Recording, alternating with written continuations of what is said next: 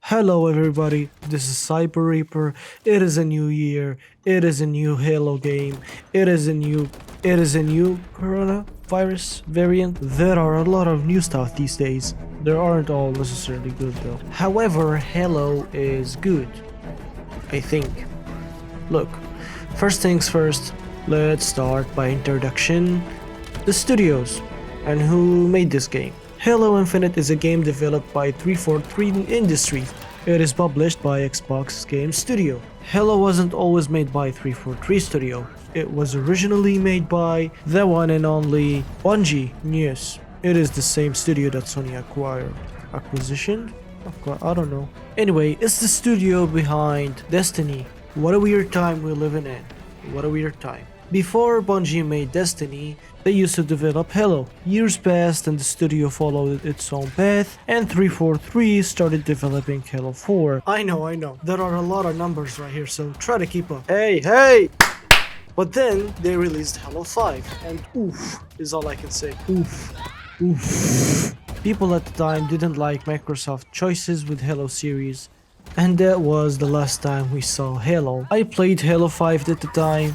I thought it was okay. I was actually always interested about what people thought about it and why they didn't like it. I mean, it's not the best, but it's not the worst, certainly. So please leave a comment telling me what did you think about Halo 5. From that point, every Halo fan waited for years and years. They waited and waited. Rumors appeared such as Halo budget, quote unquote, is $500 million. $50 million? And who you think you kidnapped, Chelsea Clinton? Which is yet to be confirmed. It's actually denied, if anything, debunked. Then we saw that trailer and we had a release date. It got delayed and we're actually glad it did. So after all of this waiting, it's time to check Halo Infinite. Is it good? Is it bad? Should you buy Halo Infinite? If there's anybody who's actually buying Xbox games these days. Or should we just keep drifting in Forza Horizon forever? Today, I want to talk about Halo Infinite.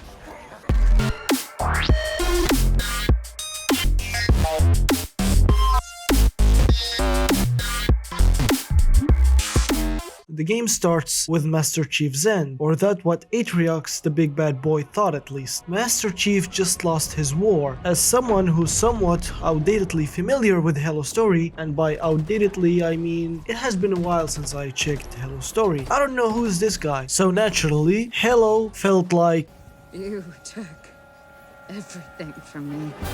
I don't even know who you are. So if you wanna play this game, you have to do your own homework to be able to keep up with the story. Halo story assumes that you know what's going on here, even though it has been so much since Halo 5 Guardian release. A genuine recap, at least one that is related to this story, could have been so nice to have. But to be fair, they did release the Master Chief Collection, which is a remastered version of the previous games. So technically the gap of years aren't a decade, it's more of a 2 to 3 years. They do have Halo Wars on the Game Pass, so again, the story is there, you just have to go and play it. So now, it's the best time to check the Master Chief Collection, not just to recap the story, but also because you will miss the grappling hook if you ever decided to play the old games after playing Halo Infinite. Although Halo Infinite lacks enough storytelling, it's an important part of the series, for it's the connection between the past and the future, as this game fills the gap between both of them. With Halo Infinite,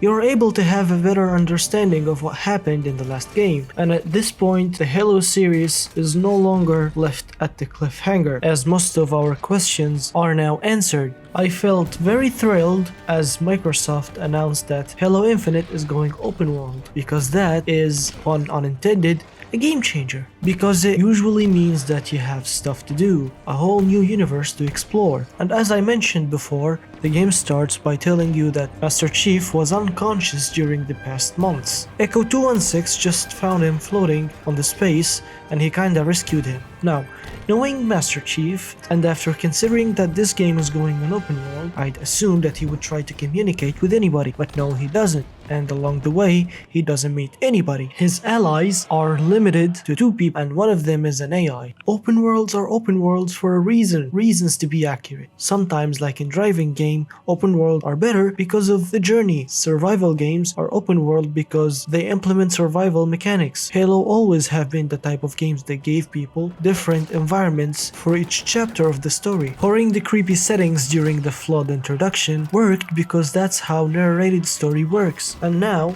they took that away. Halo should have used the opportunity they had, as the chief had no idea where is everybody. This could have been his golden moment. It's where they could talk about what happened to those people he always rescued throughout the game. Those people can also be his companion. All of this could have served as a reason why this game is an open world game, because it should be explored. Instead, we are left with this world that is so empty. And by empty, I don't mean that it's not interactive. That is expected from a Halo ring with almost no natural life. With empty, I mean it's lonely, it's boring, it's insignificant, it's an unnecessary work that needs to be done. It's repetitive, not just side quests, even the environment is repetitive. It's the same hills, grasses and rocks, either that or the ring environment itself. But maybe aliens didn't care enough to include decoration for the Halo ring. There are mainly 2 reasons to explore. Collectibles, which gives you a lore that help you understand the story or the universe, and let's be honest, not a lot of people are willing to do that or even listen to whatever it says or read it.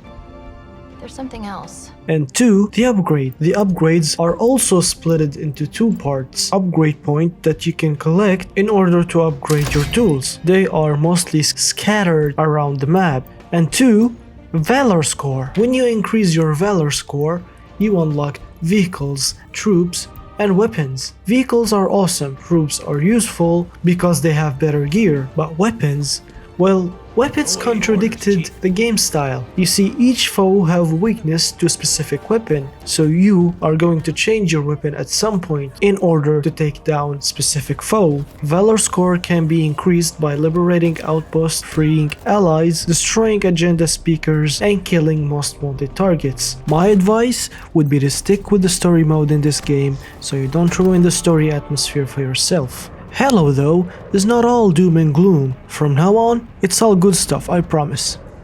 Well, almost. Let me elaborate. The gameplay here, I just love it. First of all, whoever made mouse and control available on console, thank you. From the deepest of my heart, I don't understand why consoles won't include mouse and keyboard at this point. Consoles are almost semi-PC anyway. Whoever idea it was, thank you very much. There are mainly 4 tools that you will be using. 1, grappling hook. 2 is the scanner. 3, a throwable energy shield. 4 is the thrust, the grappling hook. Why I appreciate the mouse and keyboard so much. They work together so well. It's not perfect, it can be upgraded because sometimes I can miscalculate, either not grabbing because it's too far or yeeting me further than I needed to be. I actually got better with it as I played more. I wish I could upgrade it so I can reach higher range, but even without that, the game is very fun and it's a great addition to have. Running and moving with the grappling hook makes your movement so smooth throughout the game. The drawback though is that you can't use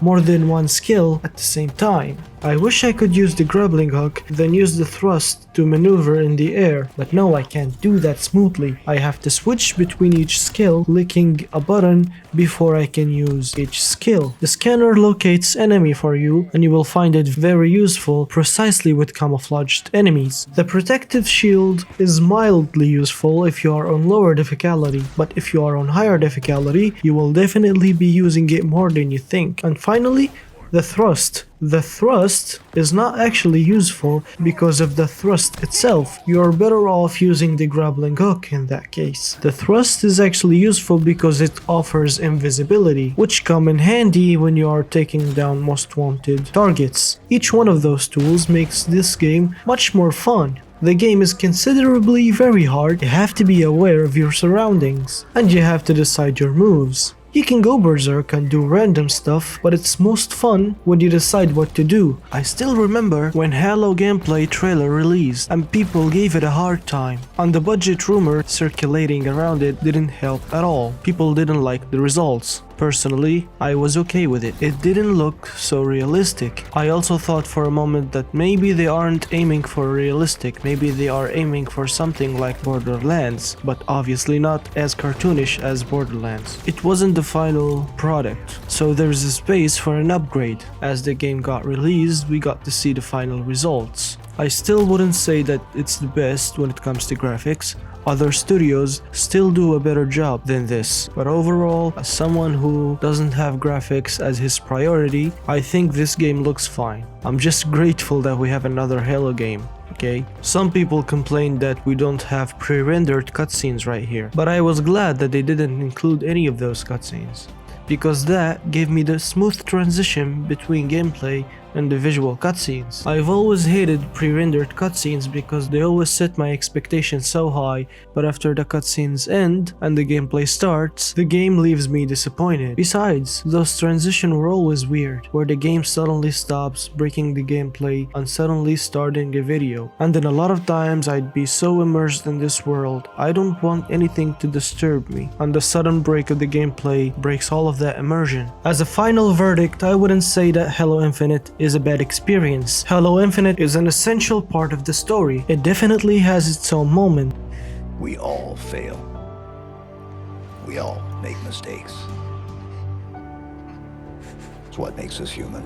I enjoyed Echo 216 actor doing his job. Some people complain that he's a bit whiny. I don't think so. The dude spent months in his spaceship alone. How do you expect him to act? He had no hope for survival. I think this game is like a roller coaster. Sometimes it feels so bad and all of this stuff comes together. Other times, this game feels so good and overwhelming. And you should keep in mind if you're playing Halo Infinite that you cannot judge Halo series just by playing one game. Enjoying Halo story comes in a package. You are either all in or you better fold. It wouldn't work on its own. I've tried watching a recap before playing this game and I couldn't find a good recap. That's why I think Microsoft should do their own recap. I don't think that anybody else would be able to do it in such a way that you will be able to remember the story. Or maybe they should build the game in a way that tells you what happens throughout the game, like kind of reminding you what are the previous events. If you took all of it in one moment, like in one video, say that you find a video that combined every cutscene for Halo story, it would be very overwhelming and you would certainly forget a lot of stuff. You wouldn't be able to appreciate and grasp what it has to say, what it has to offer. I feel very blessed because I have the opportunity to play this game and experience it, and to also make a video about this game. This video have been quite a journey for me,